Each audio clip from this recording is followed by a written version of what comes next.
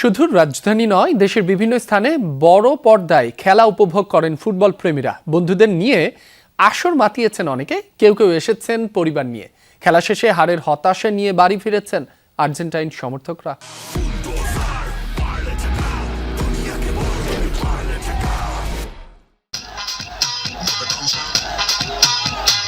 প্রিয় দলের জয়ে এই উচ্ছ্বাস। ফাইনালের শেষ বাঁশি বেজে ওঠার সাথে সাথে উল্লাসে মাতেন স্পেনের সমর্থকরা।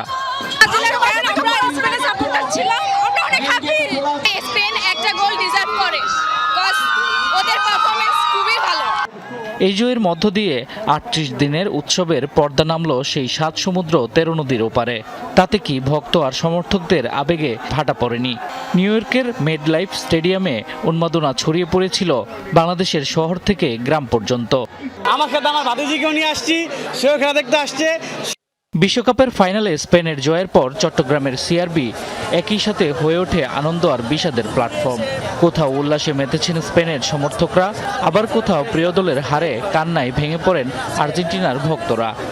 আর্জেন্টিনা হেরে গেছে, এত দূরে এসে পারলো না কাপ নিতে। আর্জেন্টিনা টিমের সাথে লেবারে অনেক ফাউল করছে, যে ফাউলগুলো দেওয়া উচিত ছিল না কোনো। রংপুরে বাবার সাথে খেলা দেখতে এসেছিলেন দুই ভাই। প্রিয় দলের হার কোনোভাবে মানতে পারছিলেন না তারা। তাদের মতোই হৃদয় ভেঙেছে হাজারো সমর্থকের। অনেক জায়গায় আবার খেলা শেষে তর্কে জড়ান সমর্থকরা। অনেক ইচ্ছা ছিল জিতবে আজকে, একদম মুড খারাপ হয়ে গেছে মেসির খেলা দেখে একদম। স্পেন যে ফুটবল প্রোডাকশন করে, তারা আধুনিক ফুটবলের জনক। তারা বার্সেলোনা যে সেখান থেকে প্রোডাকশন নতুন তৈরি করে, সেটা কিন্তু তারা আজকে দেখিয়ে দিয়েছে। গুড়ি গুড়ি বৃষ্টি উপেক্ষা করে বরিশালের বেলস পার্ক মাঠে জড়ো হন সমর্থকরা। গায়ে প্রিয় দলের জার্সি, হাতে পতাকা, বাঁশি নিয়ে হাজির হন নারী শিশু থেকে শুরু করে সব বয়সের মানুষ। খেলা চলাকালীন সময়ে সমর্থকদের মধ্যে মারামারি হয়েছে কয়েক দফা।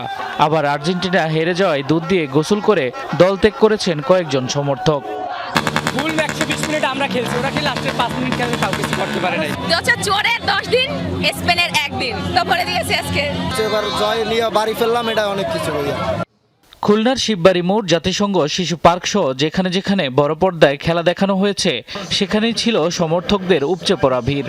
খেলার নির্ধারিত সময়ে ৯০ মিনিটে গোল না হওয়ায় হতাশ হয় আর্জেন্টিনার সমর্থকরা।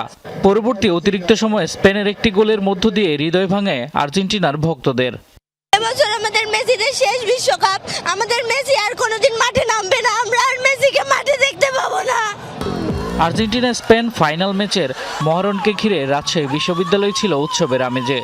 বহুল প্রতীক্ষিত ফাইনাল ম্যাচ উপভোগ করতে ১৫,০০০ শিক্ষার্থীদের জন্য ক্যাম্পাসের ৩টি জায়গায় আয়োজন করা হয় জায়ান্ট স্ক্রিনে খেলা দেখার। আর্জেন্টিনার কাছে এই ধরনের ম্যাচ এক্সপেক্টেড না অ্যাজ ইউজুয়াল, তারপরও মেসির প্রতি খারাপ লাগা থাকবে। অনেক ভালো লাগছে, আমরা অনেক সুশৃঙ্খলভাবে এনজয় করতে পেরেছি। কোনো পেনাল্টি শুটআউটে জিতা না, এটা আজকে স্পেন দেখাইছে যে আসলে ফাইনাল ম্যাচ কিভাবে খেলতে হয়। এছাড়া ময়মনসিংহ, যশোর, বগুড়া, কুষ্টিয়া, ফেনী, মুন্সিগঞ্জ, রাজবাড়ী, সাতক্ষীরা, পঞ্চগড়, ভোলাসহ দেশের বিভিন্ন স্থানে বড় পর্দায় খেলা উপভোগ করেন দর্শকরা। শামস তাবরিজ উচ্ছ্বাস, যমুনা নিউজ।